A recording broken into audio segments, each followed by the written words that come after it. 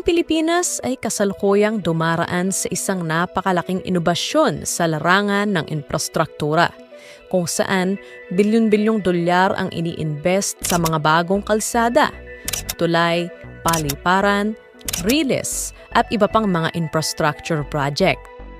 Layunin ng malalaking proyektong ito na baguhin ang bansa sa pamamagitan ng pagpapabuti ng koneksyon, pagpapababa ng oras ng biyahe, pagpapabilis ng paglago ng ekonomiya at pagpapabuti ng buhay ng mga Pilipino. Sa video na ito, titingnan natin ang 5 sa pinakamalaking mega project sa Pilipinas na malapit ng buksan at susuriin natin kung papaano babaguhin ng mga ito ang bansa. Number 5. New Manila International Airport. Ang New Manila International Airport na matatagpuan sa Bulacan, sa hilada lamang ng Maynila, ay ang pinakaambisyosong proyekto sa ilalim ng Philippines Infrastructure Drive. Layunin ng napakalaking paliparan na ito na maging isa sa pinakamalaki sa buong mundo. Ang airport na may kabuuang sukat na 2,500 hectares ay mayroong 4 na runway at capacity para sa 100 milyong pasahero taon-taon. Para mas madali mong ma-imagine kung gaano ito kalaki, mas magiging malaki pa ito kaysa sa Beijing Capital International Airport, Dubai International Airport at sa New York JFK International Airport. Itinayo sa tinatayang halaga na higit 700 billion pesos. Ang New Manila International Airport ay isang patunay ng mga adhikain ng Pilipinas sa larangan ng aviation. Dahil na sa ang Ninoy Aquino International Airport ay kadalasang lumalampas na sa kapasidad nito, ang New Manila International Airport ay magbibigay ng labis-labis na kaluwagan para sa overburdened infrastructure na ito at magtatatag sa Pilipinas bilang isang global transfer hub. Inaasahan din, nalilikha ito ng higit sa 1 milyong construction jobs at 100,000 permanent airport jobs, isang napakalaking tulong para sa mga Pilipino. Bilang pinakamalaking public-private partnership project sa bansa, ang Department of Transportation ay mahigpit na nakikipagtulungan sa pinuno ng proyekto, ang San Miguel Corporation, upang maisakatuparan ang proyektong ito sa taong 2028. Ang New Manila International Airport ay magtutulak sa Philippine aviation sa malalaking liga at magbubukas ng mga bagong gateways sa mundo. Number 4. Metro Manila Line 9. Ang Metro Manila Line 9 ay magiging isang rapid transit line na mag-uugnay sa Manila proper sa Ninoy Aquino International Airport.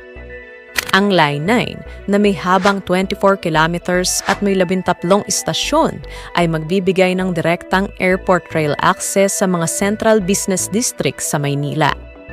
Bilang isa sa mga bagong railway projects ng Metro Manila, tutulong ang Line 9 na matugunan ang patuloy na lumalalang traffic congestion sa Maynila.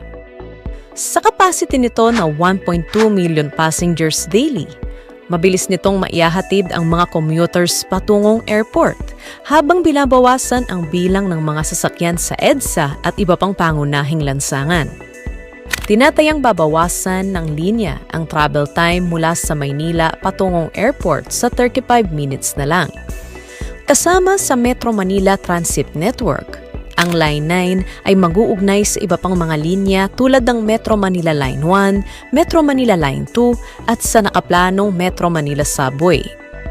Ang interconnectivity na ito ay magbibigay daan sa maginhawang lipat-sakay at accessible public transportation sa buong Maynila.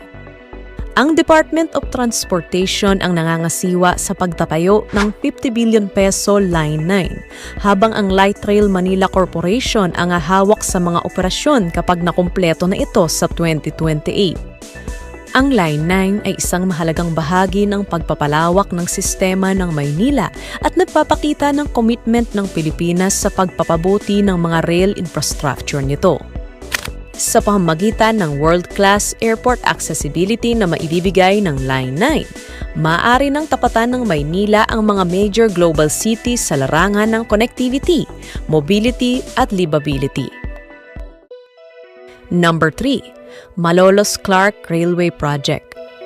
Ang Malolos-Clark Railway Project ay magdurugtong sa Malolos patungo sa Clark International Airport at sa umuusbong na Clark Green City Development sa pamamagitan ng isang mataas na 39-kilometer na riles.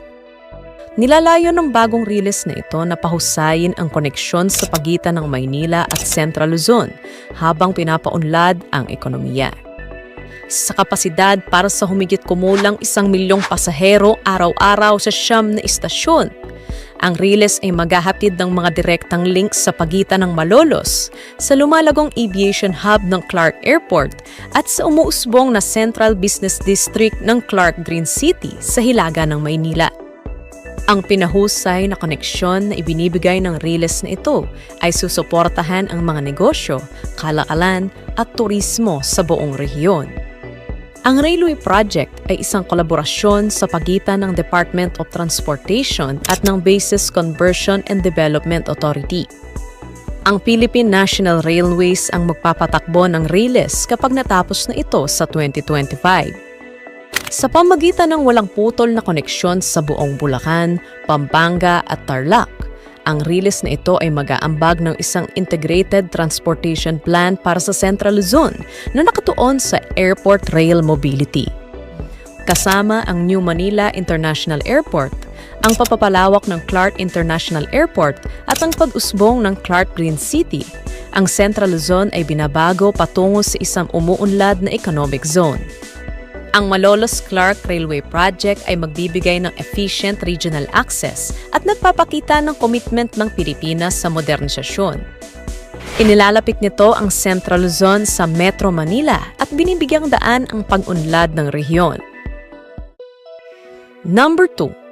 PNR Long Haul Project.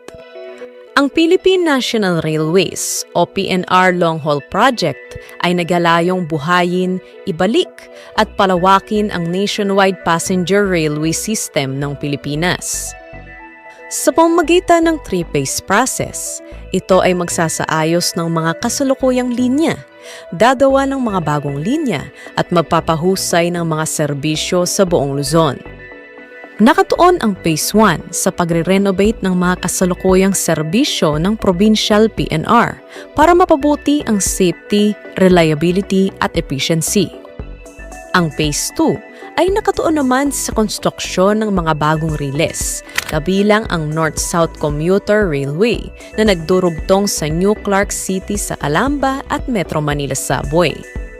At ang panghuli, ang Phase 3, ay nakatuon naman sa pag-upgrade at pagpapahaba ng mga napabayaang serbisyo ng PNR tulad ng sa Legazpi at Dagupan. Ibabalik ng 170 billion pesos project na ito ang dating prominenteng papel ng tren sa transportasyon ng Pilipinas. Isang papel na lumiit dahil sa kakulangan ng investment at kapabayaan.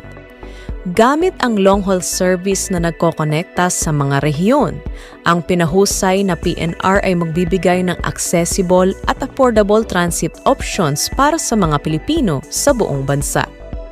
Ipinapakita ng PNR Long-Haul Project ang pagiging seryoso ng Pilipinas sa pagpapasigla sa lumang railway system para mapalakas ang mobility at connectivity. Nilalayo nitong pataasin ang ridership mula sa kasalukuyang 200,000 patungo sa mahigit 1 milyong pasahero araw-araw. Sa pangunguna ng Department of Transportation, ang PNR Long Haul Project ay kumakatawan sa infrastructure renewal na binuo sa ilalim ng Build, Build, Build program.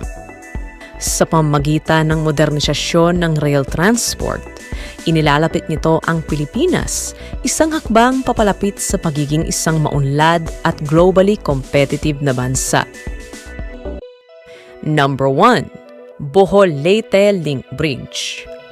Ang Bohol-Leyte Link Bridge ang magiging pinakamahabang tulay sa Pilipinas sa habang 23 kilometers na magdurugtong sa mga isla ng Bohol at Leyte.